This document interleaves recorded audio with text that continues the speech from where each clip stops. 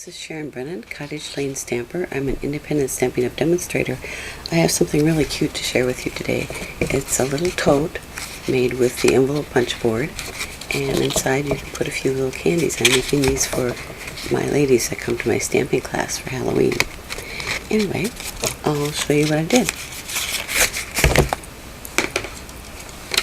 You start with a 6x6 inch piece of cardstock, and I'm using some of the Designer Series paper for Halloween. It's called Halloween Nights, and it is double-sided, and for this you want to use a double-sided DSP. It just makes it a little bit more interesting, more fun. So, get my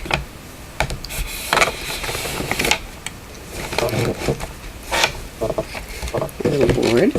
Let's see if I can zoom in for you here. So you're going to line it up to start off with at 1 3/8 inch, if you can see that. And we're going to stamp it, punch it rather, and score. And then you're going to slide down to the 4-inch mark, punch it, and score. Now we're going to disregard the measurements from now on. So you're going to turn it and find your first score line and line it up, punch, and score, and find the second one, punch, and score, turn it. And we do this on all 4 sides, just using the score marks, lining them up with your little arrow here, and putting your blade, your bone folder, right in that little groove. Punch and score, turn, punch, score, and last one, punch, and score. That's all we need this for. Now your paper should look like that. And we are going to find the widest points here, which would be this one. These are a little bit narrower. Find the widest ones, and I'll turn this over, you can probably see it easier. We are going to cut along this line here up to the first score line. So, cut right up there.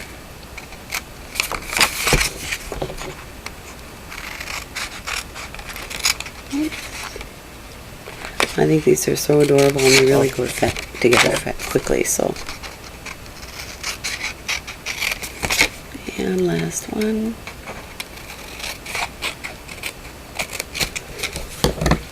Now I'm going to score our lines. It would be easier if I would have done it ahead of time, but it's not too bad.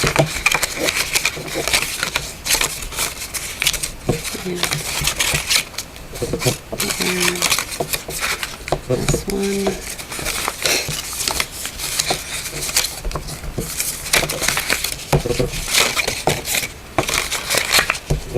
There we are. Now we are going to put some adhesive along the lines down here. You don't want it to go way up in here. You just want it along the bottom here. And you could use a glue dot, but I'm going to use a little bit of tear and tape. I just feel like, especially if you're putting candy in there, it makes it a little bit more secure.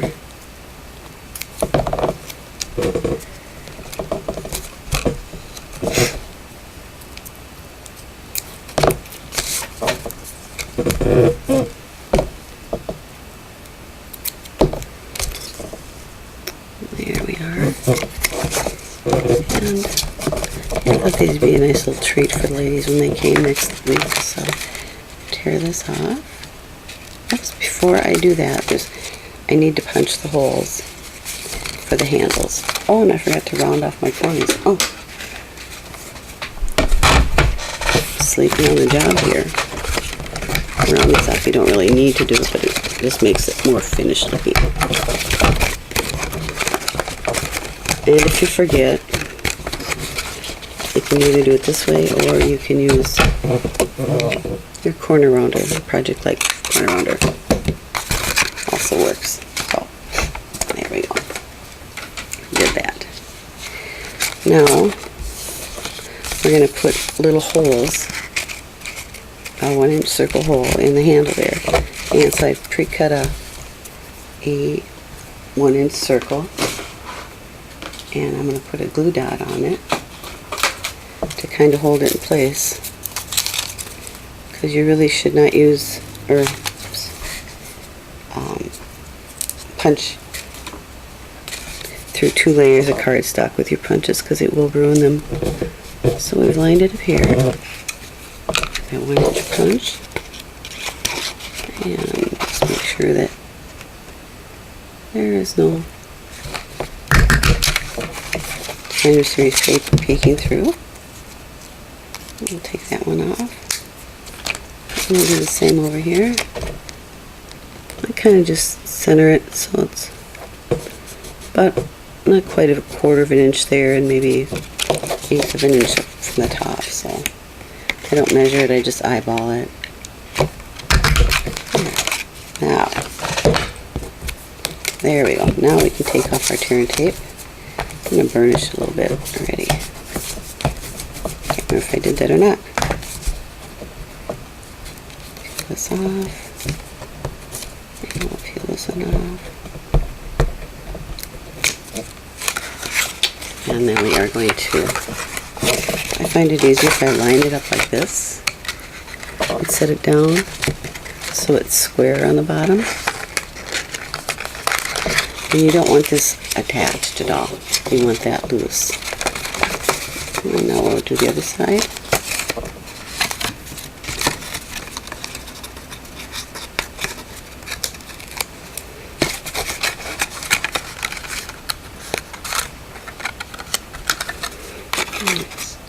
Extra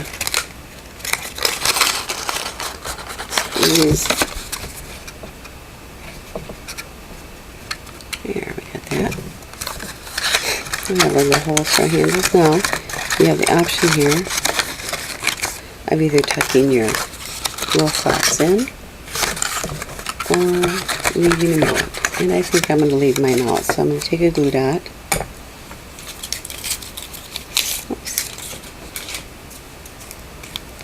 And just put one under there and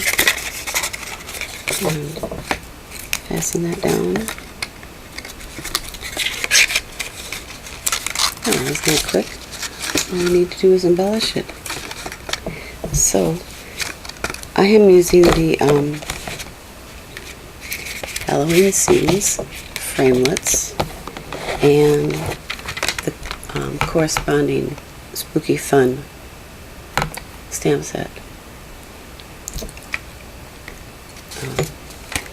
One of the things I like to do with my framelits, I like when I get them, I label them so I know what goes with what. And then I take and get these vent sheets from the hardware store or the local home improvement store, cut them out to the same size as the white sheet that they come on, and put my framelits on there. It looks a little easier. And then I also, before I even take them off the card, photocopy them and slide it in. That way, if I'm having trouble putting them back on the magnetic sheet, I know exactly where they were, and also I can look at this quickly and see if I'm missing something. Sometimes things have a tendency to get lost on my desk when I'm working. So I am using, get this stuff out of here. I have punched oops. First I stamped the pumpkins from the stamp set with some pumpkin pie ink.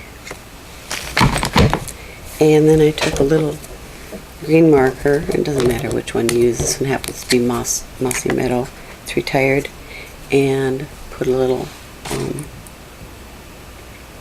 green stem on there, if you can see that.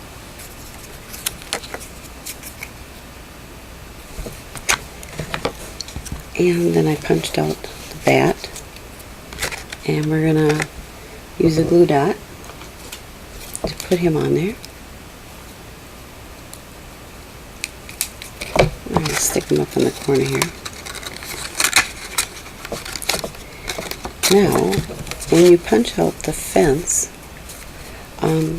you see it doesn't cut along the bottom, and I suppose that's so you can cut out a fence and have it square up on the bottom of your card.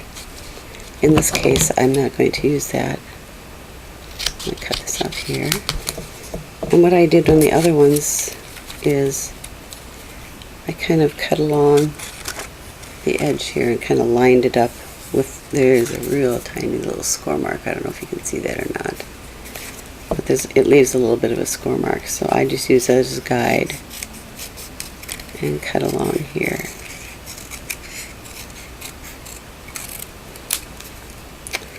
And then if I snip here, it releases the fence. Now I'm not going to need to use all of this. I'm going to kind of line it up here and cut it there. And I'm going to use a little bit of Tombow. Get out my silicone mat so I don't get glue all over the place. And I'm just going to put a little, see I went off of it, a little line here, and then maybe just a little bit on the fence posts. I kind of want to leave them a little bit free. And I know I'm going to have to trim off this one side, so I'm going to line this up on here, and I kind of like to do it at an angle. And then we'll turn it over and cut this.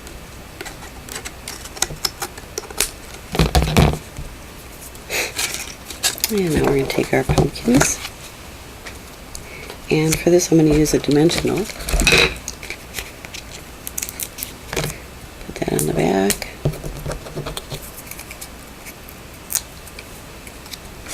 And pop them right down here. And then you can use a clip on these or a clothespin. I'm using ribbon. I started with ribbon, so I'm just going to use ribbon on all of them. And I used a 12-inch piece of ribbon. This is just some black ribbon that I had laying around. It's not Stampin' Up. Before I started Stampin' Up, I've been stamping for like 15 years. So I have a lot of supplies. I just don't want to throw out. I have sold some on garage sales. So I'm going to tighten it up. Kind of flip it around a little bit.